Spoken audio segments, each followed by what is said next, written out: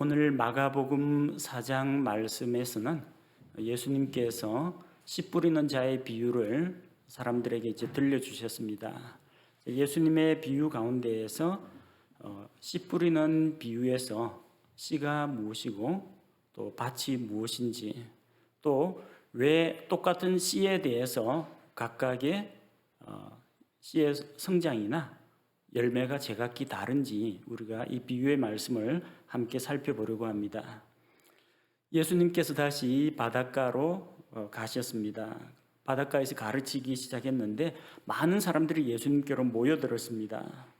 그래서 예수님께서는 배에 올라가서 배를 바다에 띄우고 배에 탄 채로 바다에서 육지에 있는 사람들을 향하여 말씀을 전하셨습니다. 자, 예수님께서는 상당히 과학적인 방법으로 말씀을 전하셨는데요. 예수님께서 이렇게 배에 올라서 말씀을 하신 이유가 있습니다. 그중 하나는 이제 무리들이 바닷가에서 예수님께로 막 몰려들어서 예수님에게 손을 대려고 하기 때문이기도 하고, 또 하나는 예수님께서는 많은 사람들에게 널리 말씀을 전달하기 위해서 이런 방법을 사용했습니다. 지구상에 있는 물질 가운데에서 물은 비열이 아주 높습니다. 비열이라는 것은 무엇을 말하느냐 하면은 어떤 물질의 온도를 1도씨 올리는 데 필요한 에너지, 그것을 말합니다. 그래서 물은 천천히 끓어오르고요, 천천히 식습니다.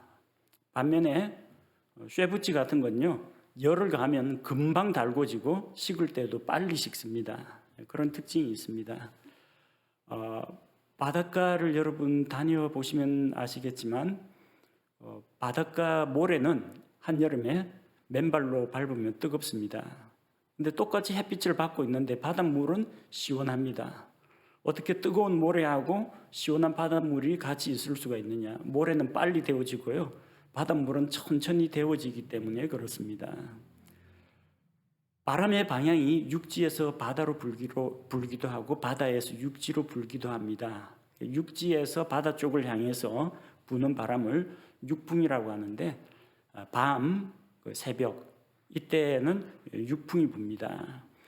왜냐하면 육지는 빨리 차가워집니다. 빨리 식습니다. 그런데 낮 동안에 더워져 있는 이 바닷물은 식을 때 천천히 식습니다. 그래서 저녁에 해가 떨어지기 시작하면은 육지는 급속하게 냉각이 되지만 바다는 여전히 미지근한 상태입니다. 그래서 온도 차이에 의해서 바다 쪽에서 공기 상승이 일어나고 육지 쪽에서 그 빈자리를 메우기 위해서 바람이 그쪽으로 붑니다. 그래서 차가운 육지 쪽에서 더운 바다 쪽으로 이제 육풍이 부는 겁니다. 낮에는 해변의 모래가 빨리 더워지는 것처럼 육지 온도가 급격히 올라갑니다. 햇빛 받으면요. 근데 바닷물은 여전히 시원합니다. 이게 잘 안 데워져요. 그래서 육지 쪽에서 상승 기류가 발생합니다. 그럼 그 빈자리를 메우기 위해서 바다 쪽에서 육지를 향하여 바람이 불어옵니다. 그래서 해풍이 불어옵니다. 그래서 낮에 바닷가에 가면은 바닷바람이 참 시원하다, 그렇게 느끼고, 새벽에 바닷가 쪽을 하면 육지에서 좀 무겁고 눅눅한, 무겁고 좀 이런 바람이, 답답한 바람이 육지에서 바다를 향해서 불고 그런 걸 우리가 느낄 수가 있습니다. 지금 시간은 예수님 말씀하시던 시간이 낮 시간 됩니다. 그래서 바다에 배를 띄워놓고 바다에 앉아서 육지에 있는 사람들을 향하여 말씀을 하시면요, 바람이 예수님 등 뒤에서 붑니다. 그럼 소리가 멀리까지 퍼져나갈 수 있다는 거죠. 많은 무리에게 말씀을 전하는 아주 과학적인 방법입니다. 예수님께서는 이런 방법으로 사람들에게 말씀을 전하셨는데, 사람들이 알아듣기 쉽도록 비유로 많은 것을 가르치셨습니다. 모든 것을 비유로 말씀하신 건 아닙니다. 많은 것을 비유로 말씀하셨습니다. 신천지 같은 단체에서는 예수님께서 모든 것을 비유로 말씀하셨기 때문에 성경은 모두 비유고 비유로 풀어야 한다, 그렇게 주장하는데 그건 사실이 아닙니다. 예수님께서 직설적으로 말씀하실 때도 있고 비유를 들어서 말씀하실 때도 있습니다. 자, 많은 것을 비유로 말씀하셨는데 그 이유는 사람들이 이해하기 쉽도록 비유를 드신 겁니다. 그리고 그 비유를 통해서 자신의 교리로 예수님께서 교리를 가르치셨습니다. 무엇에 대한 교리입니까? 왕국에 대한 교리입니다. 이 씨 뿌리는 자의 비유는 예수님께서 선포하신 하나님의 왕국, 하늘의 왕국에 대한 비유였습니다. 자, 예수님께서 3절 말씀해 보니까 귀를 기울이라 보라 씨 뿌리는 자가 뿌리러 나가서. 자, 씨 뿌리는 자가 씨앗을 뿌리러 나갔습니다. 우리는 이제 씨를 뿌린다라고 하면은 파종을 한다, 땅에다 씨앗을 심는 걸 많이 생각하는데, 팔레스틴에서는 씨 뿌리는 것은 진짜 씨를 뿌립니다. 어떻게 뿌리느냐면요, 곡식 자루나 이런 소쿠리에다가 씨앗을 담고 밭에서 걸어다니면서 한 움큼 쥐어가지고 공중으로 쫙 뿌립니다. 진짜 뿌려요. 그러면 바람이 쫙 날려가지고 씨가 널리 퍼지게 되는 겁니다. 한 주먹 가지고 땅에다 툭 던져버리면요, 한 곳에 씨앗이 몰리거든요. 공중으로 쫙 뿌리면은 바람이 씨앗이 쫙 퍼지게 만들어줍니다. 혹은 이 자루에다가 곡식 씨앗을 담고 그 자루를 나귀 등에다 메고 나귀를 천천히 몰고 갑니다. 그 자루에는 작은 구멍이 뚫려져 있어가지고 나귀가 걸어갈 때마다 이제 흔들리면서 씨앗이 줄줄줄 셉니다. 그렇게 해서 고를 따라서 쫙 씨앗을 뿌리는 그런 방식도 있습니다. 여기에서는 이제 씨를 뿌린다라고 했는데, 사람이 씨를 뿌리는 거니까 첫 번째 방법이네요. 씨 뿌리는 자가 씨앗을 뿌리러 나갔습니다. 자, 이 씨앗을 땅을 파고 한 알 한 알 심는 방식이 아니라 뿌리는 방식이기 때문에 씨앗이 떨어지는 장소도 여러 군데라는 겁니다. 첫 번째 비유해 보니까 뿌릴 때에 더러는 길가에 떨어지매, 길가에 구멍을 파고 씨앗을 심지는 않았습니다. 뿌리다 보니까 바람에 의해서 날려서 또 좀 세차게 쫙 뿌리다 보면은 힘을 많이 받은 씨앗은 밭에서 멀리 떨어진 길에 떨어지기도 합니다. 길에 떨어진 씨앗은 이 밭이나 논보다는 땅이 딱딱하고 사람들 발에 밟히기도 하고 공중에 있는 새들이 날아와서 그것을 먹어버립니다. 15절에 보니까 길가에 있는 것들은 이들이니 곧 말씀이 뿌려질 때에 듣지만 즉시 다가오는 사탄에게 마음속에 뿌려진 말씀을 빼앗겨 버리는 자들이니라. 자, 비유에 의하면은 새들이 씨앗을 먹어버린다고 했고, 비유에 대한 해설을 보면은 사탄이 그 마음속에 떨어진 그 씨앗이 싹이 나기 전에 바로 빼앗아가 버린다고 했습니다. 자, 공중의 날짐승들에 의해서 먹혀버립니다. 자, 이렇게 되면은 말씀이 싹이 트고 자라고 열매를 맺을 기회가 없어져 버립니다. 자, 두 번째 비유에 보니까 5절과 6절에 나오죠. 더러는 흙이 많지 않은 돌밭에 떨어짐에 흙이 깊지 아니하므로 즉시 싹을 내나 해가 돋은 뒤에 타서 뿌리가 없으므로 시들어 버린다고 했습니다. 자, 이 돌밭에 떨어진 씨는 어떤 씨냐면요, 돌밭이라고 해서 우리가 생각하는 돌밭, 자갈밭 생각하면 안 됩니다. 돌밭 하면은 돌이 듬성듬성 박혀 있고 중간에 흙이 있고 그런 밭으로 생각할 수가 있는데, 그런 밭이 아니고요. 그런 돌밭에도 씨앗이 떨어지면 풀이 자랍니다. 여기 말하는 돌밭은 뭐냐면은 진짜 돌입니다. 안반입니다. 안반 바위 반석이에요.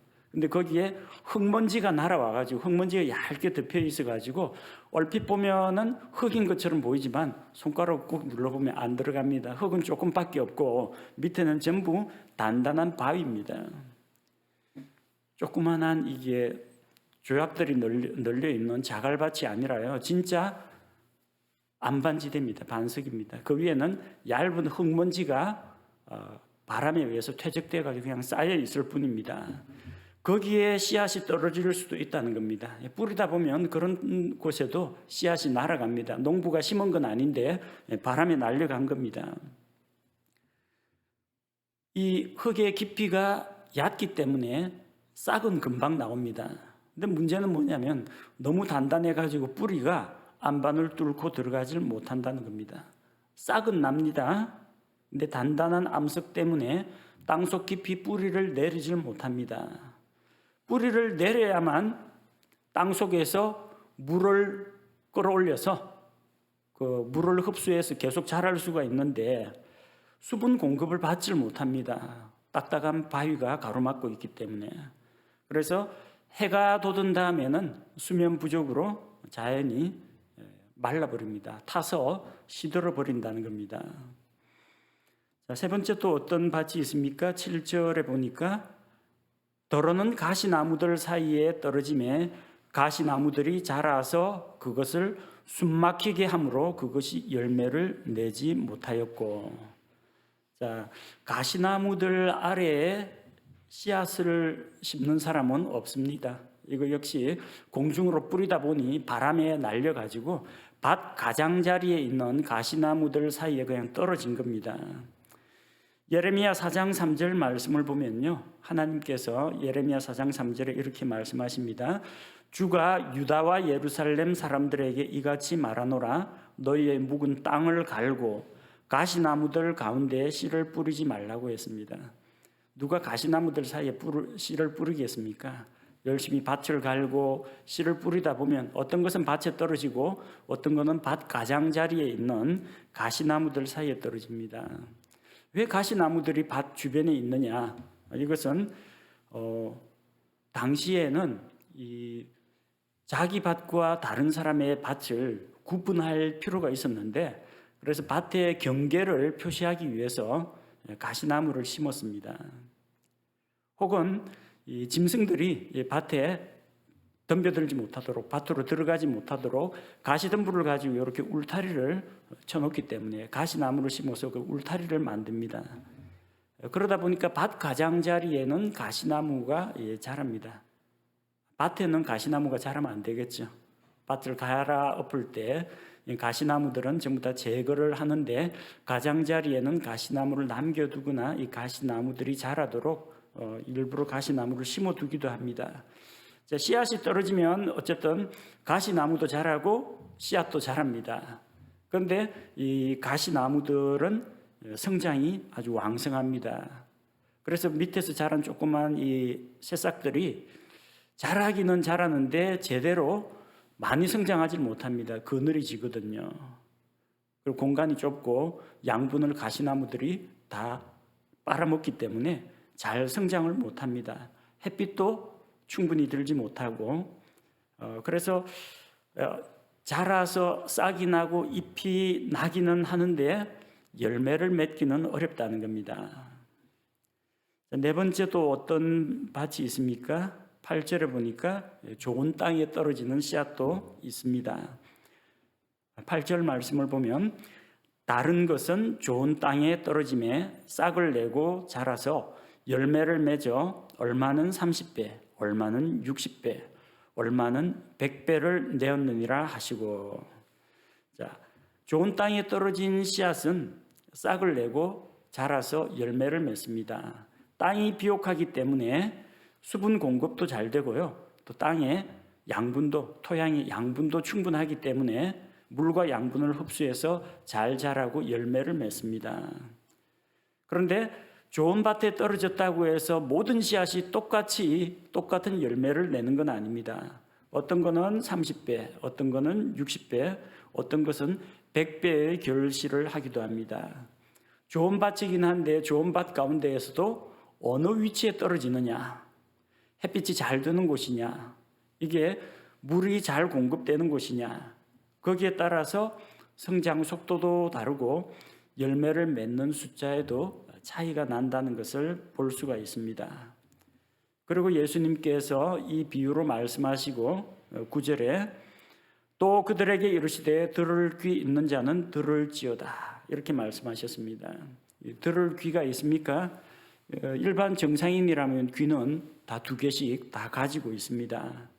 근데 예수님께서 말씀하시는 것은 이 생물학적인 귀를 가지고 있느냐 없느냐 그걸 말씀하신 게 아니라 들을 귀가 있느냐는 겁니다. 하나님의 말씀을 들을 귀가 있느냐, 이건 귀의 문제가 아니라 마음의 문제라는 겁니다. 이 부모님이 이 자녀들에게 훈계 말씀을 할 때가 있습니다. 근데 근성으로 딴짓하면서 장난치면서 딴짓하면서 듣는 애들이 있어요. 너 아버지가 말씀하셨는데 똑바로 듣고 있느냐? 다 들었어요. 귀로 소리는 들었다는 이야기예요. 그거 듣는 거 말고요. 말씀을 듣고 그 귀를 통해서 들은 말씀이 이게 마음까지 가느냐 하는 겁니다. 제발 말 좀 들으라 할 때 히어링 하라는 이야기가 아니에요. 귓구멍으로 말 알아들으라는 이야기가 아닙니다. 부모님 말씀 잘 들어, 선생님 말씀 잘 들어 하는 것은 그 말씀을 듣고 받아들이는 걸 이야기하는 겁니다. 내가 하나님의 말씀을 받았다라는 것은 내가 귀로 성경 말씀을 들었다라는 것이 아니라 그 말씀을 듣고 마음에 받아들이고 그 말씀을 통해서 내가 열매를 맺고 변화가 되는 것을 의미합니다. 자, 10절에 보니까 예수님께서 이 비유로 말씀하신 목적이 무엇인지 들려주십니다. 비유가 무엇이냐? 비유는 하늘에 속한 진리를 전달하기 위해서 땅에 있는 것들을 사용하여 말하는 것을 의미합니다. 그래서 비유 안에 담겨 있는 내용은 하늘에 속한 진리입니다. 예수님이 말씀하신 자신의 교리입니다. 근데 이 알맹이를 싸고 있는 그 껍질은 뭐냐면요, 씨 뿌리는 농부들의 이야기입니다.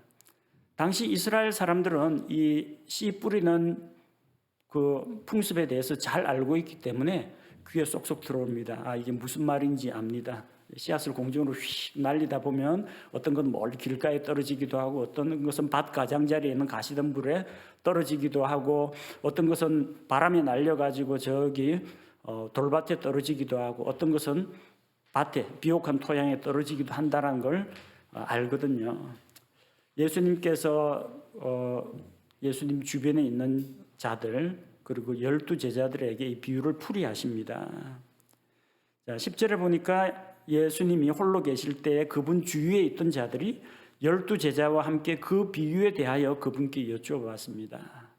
많은 무리가 비유를 들었습니다. 그런데 듣기는 똑같이 들었는데 찾아온 사람들은 소수라는 겁니다. 일단 12제자가 예수님께 나와왔고요, 그분 주위에 있던 자들이 나와왔습니다. 모든 무리가 전부 다 일제히 몰려든 건 아닙니다. 왜 어떤 사람들은 이야기를 듣기만 하고 예수님을 찾아가지 않았을까요? 왜 예수님의 제자들과 어떤 소수의 사람들은 예수님께 도대체 이 비유가 무엇입니까 하고 물었을까요? 똑같이 듣긴 들었는데 말씀에 대한 갈급함이 남다른 사람이 있습니다. 소리만 듣고 오늘도 좋은 말씀 하시나 보다 그러고 그냥 돌아간 사람도 있을 겁니다. 그런데 말씀에 대해서 관심을 보이는 그런 사람들이 있다는 겁니다.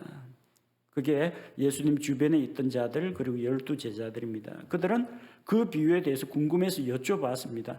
알 것 같기도 한데 분명히 이 비유는 자기들이 농사 지으면서 일어나는 일인데 예수님이 어떤 의도를 가지고 이것을 말씀하셨는지 알아보고자 한 것입니다. 그 질문을 받고 예수님께서 11절에서 이렇게 말씀하십니다. 그분께서 그들에게 이르시되 하나님의 왕국의 신비를 아는 것이 너희에게는 허락되었으나 밖에 있는 자들에게는 이 모든 것이 비유로 행하여졌나니. 하나님의 왕국의 신비를 아는 것이 그들에게는 허락되었습니다. 근데 외부인들에게는 허락되지 않았다는 겁니다. 아니, 하나님 사람 차별하십니까? 왜 누구한테는 들려주고 누구한테는 안 들려줍니까? 라고 할지 모르는데 예수님께서 사람들 찾아다니면서 비유풀이 강론하지 않으셨습니다. 사람들이 나왔습니다. 하나님께서는 진리의 말씀에 귀를 기울이고 그 진리의 말씀을 알고자 하는 자, 찾고자 하는 자, 하나님을 만나고자 하는 자, 그런 사람들에게는 더 깊은 진리를 보여주신다는 겁니다. 누구에게 허락되었습니까? 제자들에게 허락되었습니다.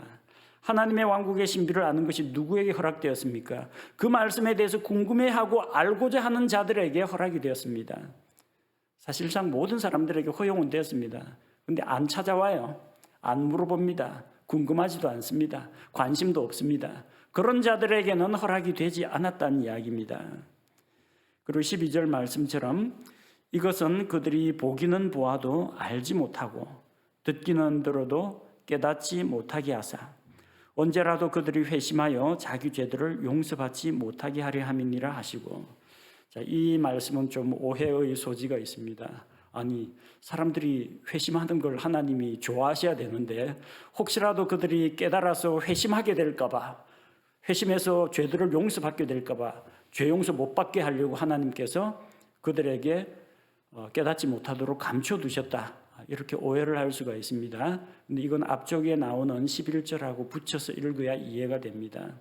누구에게 허용이 되었고 누구에게 이 신비를 예수님께서 알려주시느냐, 이건 비밀이 아닙니다. 신비입니다. 비밀은 절대로 알려주면 안 되는 게 비밀이에요.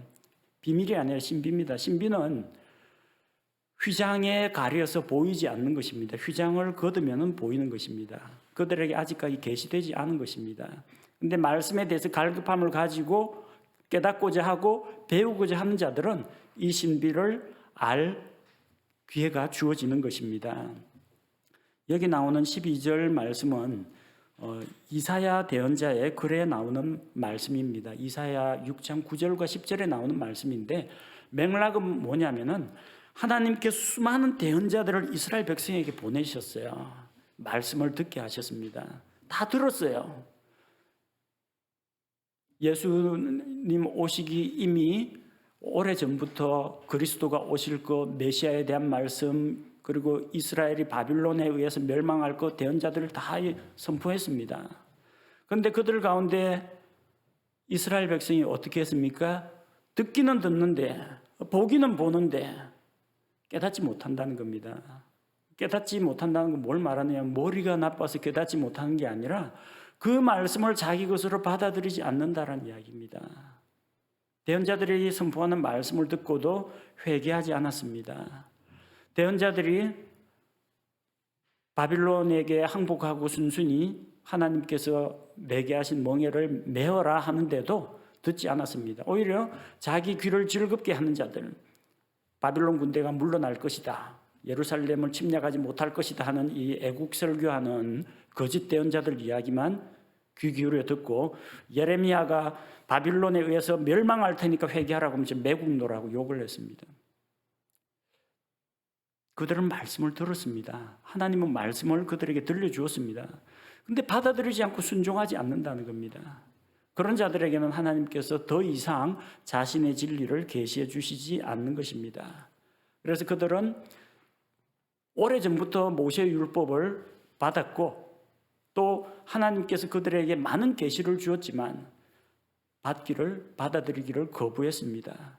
그렇게 날마다 안식일마다 읽고 암송하는 그 율법의 말씀을 듣고도 예수님이 세상에 직접 오셨는데, 율법과 대언자들의 증거를 받은 예수님이 오셨는데 서기관들, 바리새인들이 알아보지를 못했습니다. 왜 그렇습니까? 그들의 눈이 가려져 있고 그들의 귀가 어두워졌기 때문입니다. 자, 이렇게 이스라엘 사람들이 일시적으로 눈멀어 있는 이 시기에 하나님께서는 이방인들에게 하나님의 은혜의 복음을 선포하셨습니다. 그래서 로마서 11장 25절에 나오는 말씀처럼 이방인들의 충만함이 이럴 때까지, 이방인들의 충만한 숫자가 구원을 받기까지, 이방인 교회가 완성되기까지, 그때까지는 이스라엘 자손들 가운데 일부가 눈머는 일이 일어났습니다. 그리고 신약교회가 완성되고 휴거가 된 다음에 환란기를 통해서 뒤늦게 눈멀었던 이스라엘이 회개하고 돌아오는 그런 일이 일어난다는 것입니다. 예수님께서는 그들에게 하나님의 말씀을 선포하셨고 비유로 알기 쉽게 말씀을 하셨고 또 그들이 이것을 알아듣기를 원했습니다. 일부러 하나님께서 안 가르쳐 주려고 이걸 비밀처럼 감춰두려고 하신 것은 아닙니다. 13절에 예수님께서 찾아온 자들에게 말씀하시죠. 또 그들에게 이르시되 너희가 이 비유를 알지 못하느냐? 그러할진대 어떻게 모든 비유를 알겠느냐? 이렇게 말씀하십니다.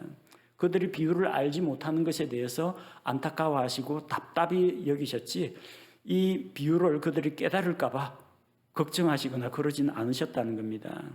그래서 예수님께서는 그 비유를 다 풀이해서 설명해 주셨습니다. 자, 14절에서 20절까지가 씨 뿌리는 자의 비유에 대한 설명입니다. 자, 14절에 씨 뿌리는 자는 무엇을 뿌린다고요? 말씀을 뿌린다고 했습니다. 자, 그럼 비유에서 씨는 말씀이라는 겁니다. 누가복음 8장 11절에도 나오죠. 이제 그 비유는 이러하니라. 씨는 하나님의 말씀이요. 씨는 하나님의 말씀입니다. 근데 그 씨가 어디에 떨어지느냐? 15절에 보니까 길가에 떨어집니다. 길가에 떨어지는 씨도 있습니다. 말씀이 선포될 때 듣기는 듣는데 뿌려진 말씀을 빨리 받아들이지 않기 때문에, 마음속 깊은 곳에 받아들이지 않기 때문에, 길가에 노출된 상태로 있기 때문에 새들이 날아와서 먹는다고 했죠. 공중의 날짐승들이 먹는다고 했는데 사탄에게 그 말씀을 빼앗겨 버리는 자들입니다. 자, 말씀을 들을 때 건성으로 듣는 사람들이 있습니다. 예배에 참석합니다. 찬양도 부릅니다. 기도도 합니다. 말씀이 선포되었습니다. 말씀을 듣기는 들었는데 마음은 다른 데 가 있습니다. 그래서 그 말씀을 나중에 오늘 설교 말씀 뭐냐고 물어보면 내용을 기억을 못해요. 줄거리 중에 단편적으로 몇 개는 기억하는데 핵심적인 거는 많이 놓치는 경우가 있습니다. 마음이 어디 가 있어요? 마음이 길가와 같습니다. 자, 이런 사람도 있고요. 저런 사람도 있습니다. 어떤 사람은 돌밭에 뿌려진 씨와 같습니다. 16절에 돌밭에 뿌려진 것은 무엇을 말합니까? 또 그와 같이 돌밭에 뿌려진 것들은 이들이니 곧 말씀을 듣고 즉시 기쁨으로 그것을 받아들이나. 싹이 빨리 난다고 했죠. 즉시 기쁨으로 받아들입니다. 근데 17절 속에 뿌리가 없으므로 잠시만 견디다가 후에 말씀으로 인하여 고난이나 핍박이 일어나는 때에 즉시 실족하는 자들이요. 말씀이 깊이 뿌리를 내리지 못합니다. 왜? 마음이 반석이에요. 반석. 돌밭이에요. 말씀이 떨어지기는 하는데 흙은 얇고 돌밭이라는 겁니다. 반석입니다. 뚫고 들어가지를 못해요. 딱딱한 마음, 완악한 마음, 강팍한 마음. 이런 마음을 가지고 있으면 말씀이 거기에 뿌리 내리고 자라지를 못한다는 겁니다. 어떻게 해야 됩니까? 그 마음이 부서져야 됩니다. 하나님의 말씀의 권능은 반석을 쳐서 산산조각 내는 부스러뜨리는 쇠망치, 못 박는 망치 말고요. 저기 채석장에서 안반 깨는 해머, 그것과 같다고 했어요. 반석 같은 마음 잘게 산산조각 부숴가지고 가루가 돼야 됩니다. 흙먼지가 돼야 됩니다. 그래야 비옥한 토양이 될 수가 있어요. 씨는 문제 없어요. 마음밭이 문제예요. 18절에서 19절 보면 가시나무들 사이에 뿌려진 씨앗도 있습니다. 자, 가시나무들이 의미하는 것은 무엇이냐? 세상의 염려, 재물의 속임수, 정욕, 이런 것들로 인해서 말씀의 씨앗이 마음밭에 떨어지기는 했는데 자라기는 하는데 말씀을 방해하는 것들이 있다는 겁니다. 염려, 걱정, 재물에 대한 욕심, 세상 정욕, 이런 것들 때문에 잘 성장하지 못하고 열매를 맺지 못한다는 겁니다. 싹이 나옵니다. 뿌리도 내립니다. 잎사귀 정도는 자랍니다. 근데 결실하지 못하는 사람들이 있다는 겁니다. 반면에 20절 말씀에 보니까 좋은 땅에 뿌려진 것들은 이들이니 곧 말씀을 듣고 받아들여 얼마는 30배, 얼마는 60배, 얼마는 100배의 열매를 내는 자들이라고 했습니다. 말씀을 듣고 받아들이는 자입니다. 말씀을 듣고 받아들이는 자인데 이 똑같이 말씀을 듣고 받아들이는데도 사람들마다 제각기 성장이 다르다는 겁니다. 그 말씀으로 인해서 어떤 사람은 약 30배 정도의 열매를 내는 사람이 있고 어떤 사람은 60배, 어떤 사람은 100배 열매를 맺는 자도 있습니다. 사람마다 차이가 있다는 겁니다. 네 가지 마음밭이 있습니다. 길가가 있고 돌밭이 있고 가시나무 밭이 있고 좋은 땅이 있습니다. 이 밭은 우리 말씀을 받아들이는 사람의 마음을 이야기합니다. 씨는 말씀입니다. 네 가지 밭의 공통점이 있습니다. 똑같이 씨를 받았다는 건 똑같습니다. 길에도 말씀이 떨어졌고 돌밭에도 떨어졌고 가시나무들 사이에도 떨어졌고 좋은 밭에도 떨어졌습니다. 똑같이 말씀을 들었어요. 또 공통점이 있습니다. 씨앗은 다 좋은 씨앗이라는 겁니다. 씨는 뭐라고 했어요? 하나님의 말씀입니다. 하나님의 말씀이 썩었어요? 하나님의 말씀이 죽었어요? 하나님의 말씀이 상했어요? 하나님의 말씀이 변질되었어요? 아닙니다.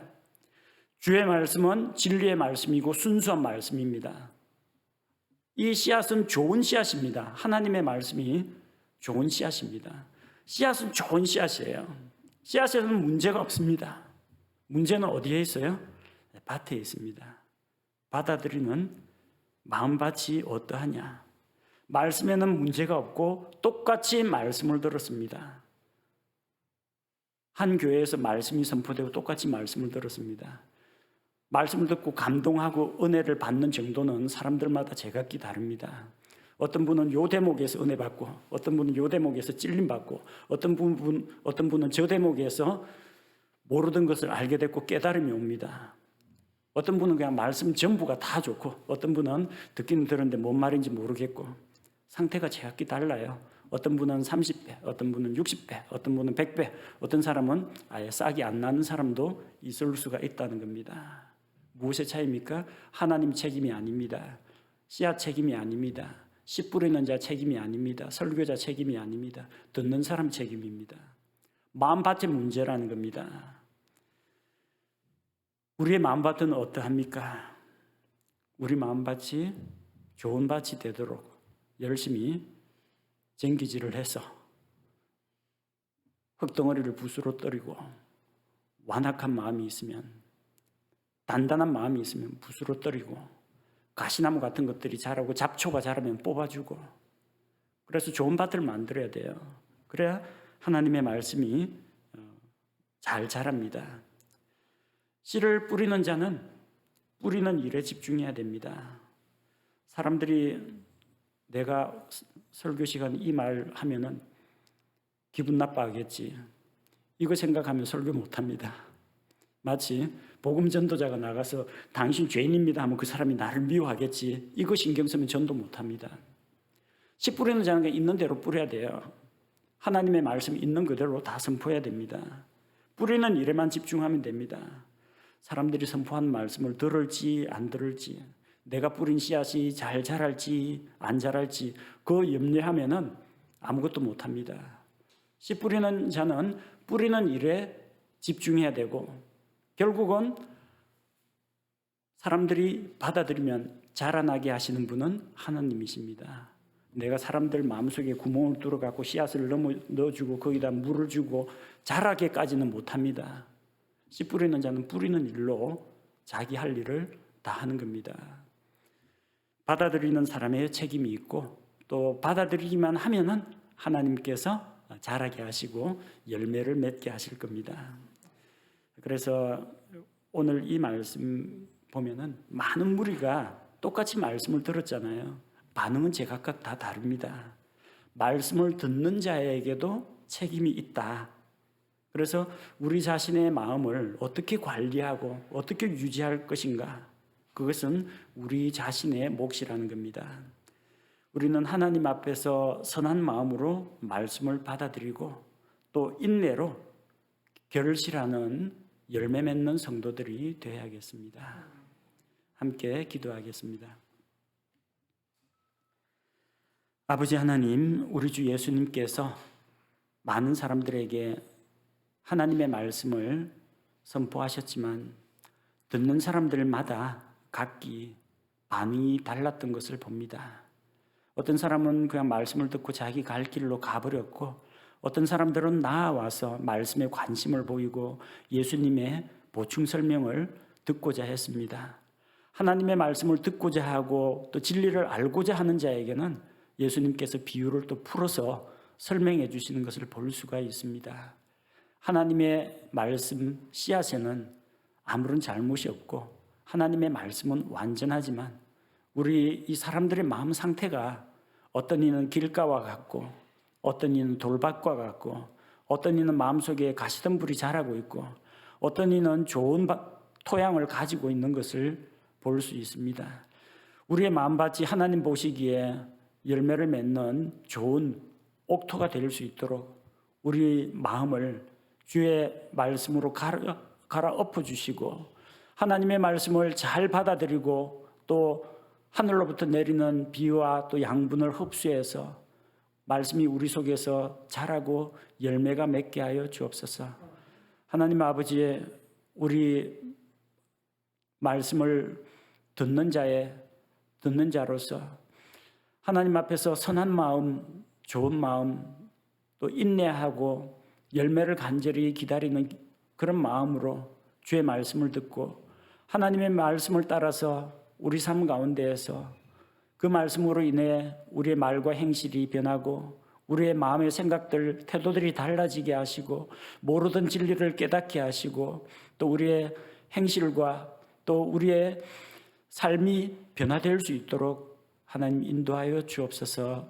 좋은 말씀, 좋은 씨앗을 주신 하나님 감사드리며 예수 그리스도의 이름으로 기도합니다. 아멘.